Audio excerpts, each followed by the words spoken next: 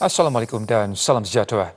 Kelulusan projek perumahan di seluruh negara harus disegerakan kepada 40 hari agar pemaju dapat menawarkan harga rumah yang lebih rendah. Perdana Menteri Datuk Seri Anwar Ibrahim berkata, tiada sebab untuk melengahkan projek setelah dokumentasi dan penyerahan yang sewajarnya telah dibuat oleh pihak pemaju. Perdana Menteri juga mahu kerajaan dan sektor swasta bergandingan dalam membangunkan projek perumahan mampu milik secara cekap dan efisien.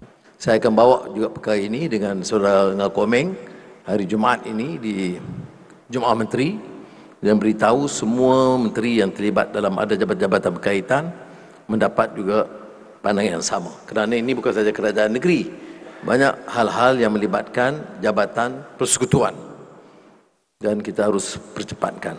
Beliau juga menggesa kerajaan Pulau Pinang meluluskan projek perumahan mampu milik dalam tempoh 40 hari. Kelulusan pantas dilihat antara kaedah memastikan harga rumah rakyat lebih rendah sebagaimana yang dilaksana Datuk Seri Anwar semasa menjadi Menteri Kewangan sebelum ini. Bila saya bincang dengan pemaju, saya tekankan reduce cost.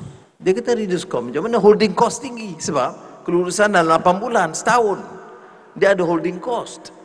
No, saya kata okey, kalau saya reduce ke 3 bulan, dia kata yes, dia mungkin reduce another 5,000 or 10,000.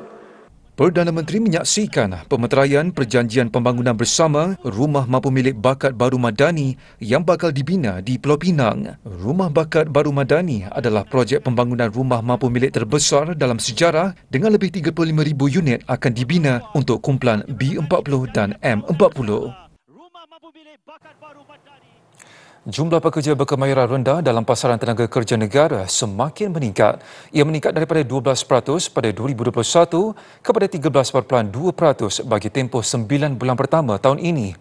Penganalisis TA Securities Farid Burhanuddin berkata, ketidakpadanan antara kemahiran dan keperluan pasaran tenaga kerja kekal menjadi cabaran. Ia juga menjadi halangan untuk merealisasi potensi pasaran tenaga kerja.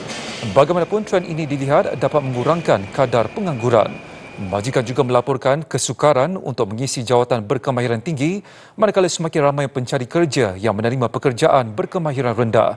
Ini sekaligus menjejaskan produktiviti ekonomi jangka panjang serta pertumbuhan pendapatan individu. Sementara itu, purata gaji dan upah bulanan bagi pekerja mahir meningkat 7.5% kepada RM5,242.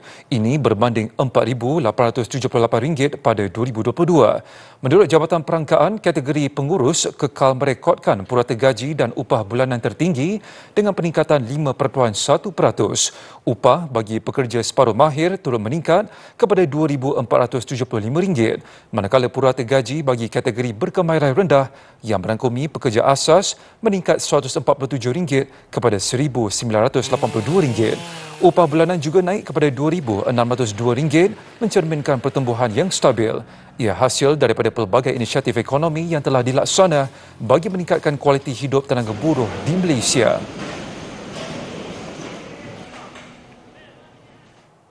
Indeks penanda aras FBM KICI dijangka mencecah paras 1,800 mata menjelang akhir tahun depan. Ia didorong aliran masuk dana asing selain prestasi makroekonomi dan pendapatan korporat lebih baik. As long as these factors will be positive, the market downswing should not be feared of. It should be seen as an opportunity to buy at cheap. Katanya, pasaran Malaysia juga mendapat manfaat daripada pengurangan kadar faedah Amerika Syarikat.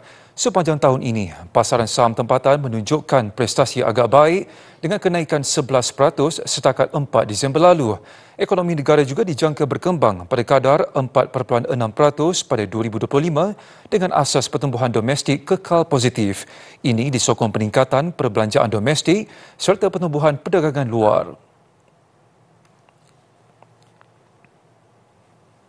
Baik, Bursa Malaysia ditutup rendah hari ini. Pada jam 5 petang, FBM KICI susut 2.46 mata kepada 1,608.97.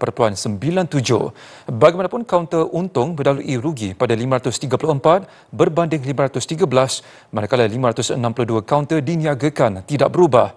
Menurut Bank Muamalat, sentimen pasaran masih dalam mod berhati-hati berikutan suasana geopolitik tidak menentu selain ketidakpastian dasar monetari di Amerika Syarikat. Baik, sekian laporan Detik Niaga. Itu salam hormat dan Assalamualaikum.